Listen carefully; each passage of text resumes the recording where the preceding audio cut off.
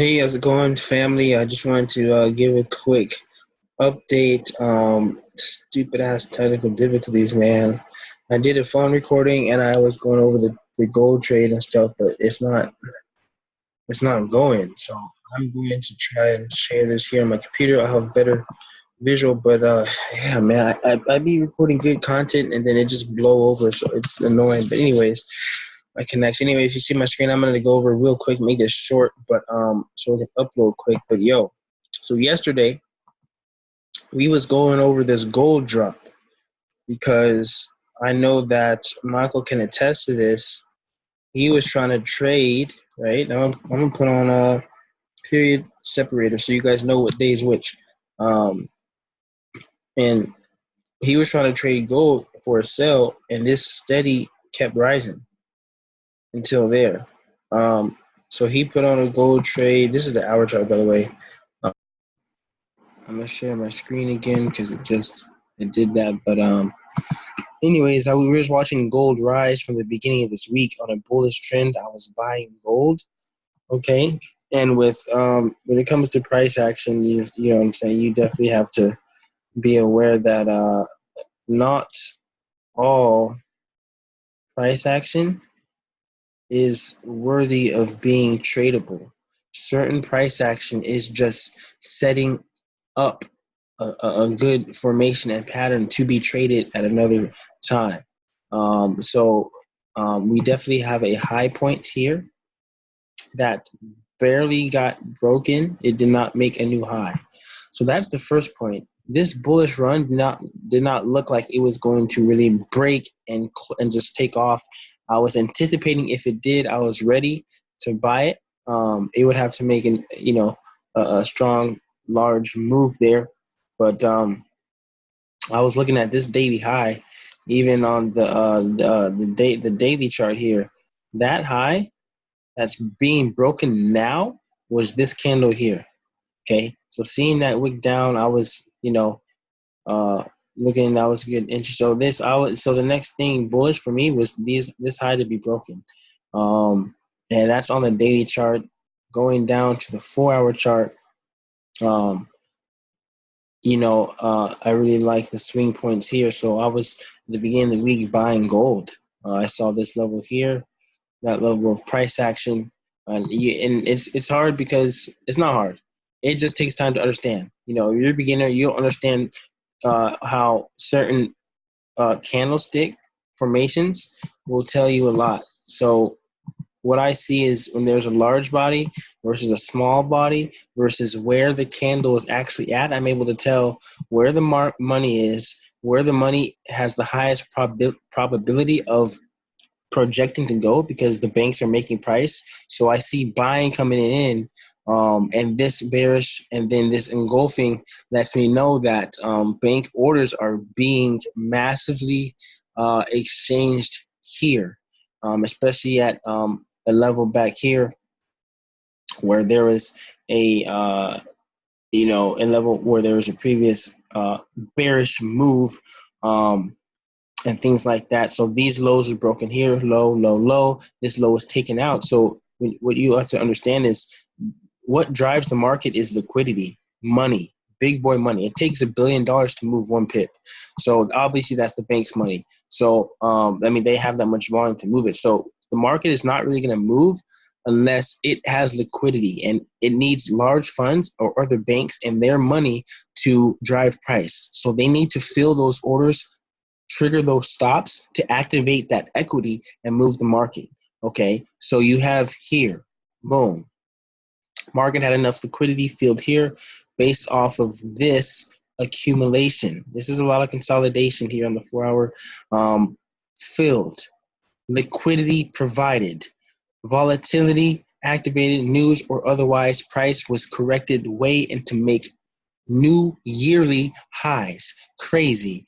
Okay. Now the market exhausted coming back down. It has this low here, right?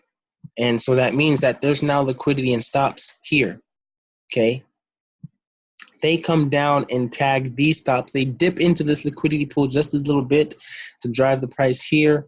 Okay. And at the same time, you have to understand that the probability is measured by where these liquidity pools are, the bank orders. Okay, so you have highs here not being broken, right? Until here. Boom. Liquidity pool completely destroyed, okay, with this little wick. And in the same few hours, they pulled the price down.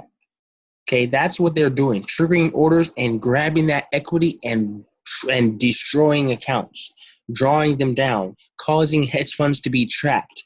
Okay, and then they're coming down, and like we see here, they come down and this one they just dipped in a little bit. They just need a little bit of liquidity. Boom, they dipped in and destroyed this pool right here. Boom, and that is what launched that off. Okay, so now we have bullish coming in, bullish power coming in. Okay, and then we have another tag into these orders being filled. So I can't really explain by a price action other than what I actually understand it to be.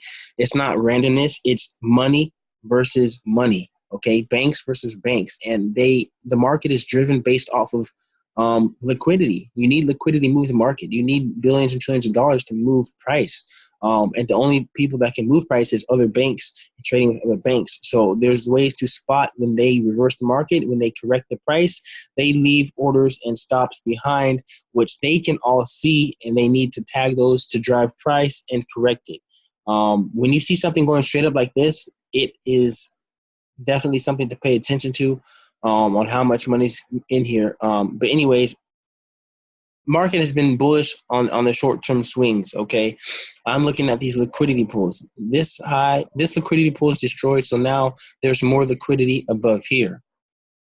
Okay, so this is the high that we was looking to be broken on the daily and on the 1 hour. There was also since this was dipped into, boom, you see the market triggering back down. And on the 4 hour, okay, I was showing Michael that this was the zone I was looking at for price to react to, even though I had seen a possible break to the high. But for that to happen, price doesn't look like it has enough strength. It's going sideways at a slight slant. Doesn't look like it has enough liquidity and power to push through that new high. So I was saying it has to come back down and grab some more liquidity to have enough power to drive this high. And I pinpointed this engulfing bullish, this last powerful move, and this small candle here that it engulfed. Sorry. It engulfed this candle here. So this is the order block, the candle bar, to where there's orders and liquidity to be filled. Okay, liquidity can be under here, but it can also be within a specific candle formation, just with how price was immediately reversed with this power here. So I pinpointed this level, okay, on the 4 hour to determine where liquidity is at. And look exactly what happened. We had this sell off, boom, touched, sell off, come into this liquidity pool on the hour chart. Look at this, boom, in the same hour, tagged, dropped. And then price also broke these lows here, right? Broke lows, broke this low, try to come back up, fake people out, and then continued down. There was a low right here that I was saying, if this is broken, it's going to break this trend line, come down, and if it closes below, it's going to go down here. So this low is broken. Boom. Broken and closed. This low was touched, tagged, retraced back up here, you know what I'm saying, destroyed accounts, and then they finally closed below it the next day and broke that low, broke the trend line, boom, trend line bounce, retest, coming down here ever so slightly, stayed out of gold till New York, and I was looking for a buy setup on the 15-minute chart. On the hour chart, I even see, like, if I have this zone is the 4 hour candle I was looking at. On the hour chart, this would be the horizontal line of the hour formation that looks similar. Okay, this is why you go from top down when you see these similar formations, this small candle, then engulfing. Okay, and then I'm trading on the, I mean, that's a precision. If I'm setting a buy limit there, boom, I'm in and take off. Okay, also 15-minute chart. I saw this price action happening. Let me undo this and then um, go scroll to the left on the 15-minute and see how precise this liquidity pool is. So based on my understanding of price action, I would see this right here, this doji. Okay, I would see this smaller price action, that higher low on the 5-minute. It would look pretty good too. I would see a at 1,401.50. Okay, I'm looking at liquidity being right in those small candle bars. These candle bars, you don't think that, I mean, these large volume candles are just a release of the liquidity that is accumulated within these smaller candles. That's why I trade small candles, because they're powerful. They hold billions and hundreds of billions of dollars potentially within those time frames and that price action right now. So I would look at that. Let's scroll to the left now and say I've set a buy limit there based off of my levels off the 15-minute chart. Let's see how price reacts to that level. I knew price was going to react. I just didn't know how powerful. Boom. And it looks like, wow, this was beautiful. Making a low. London session. Lower low. Lower high. Boom, boom, boom. Looking for one last breakdown for an entry for this low to be broken. It's broken. Boom. Close. Comes down to this level. Within 10 pips, it's triggering this. And wow, it's taken off from here. I ended up buying on this level just because I saw this low being broken. And I wanted to buy here.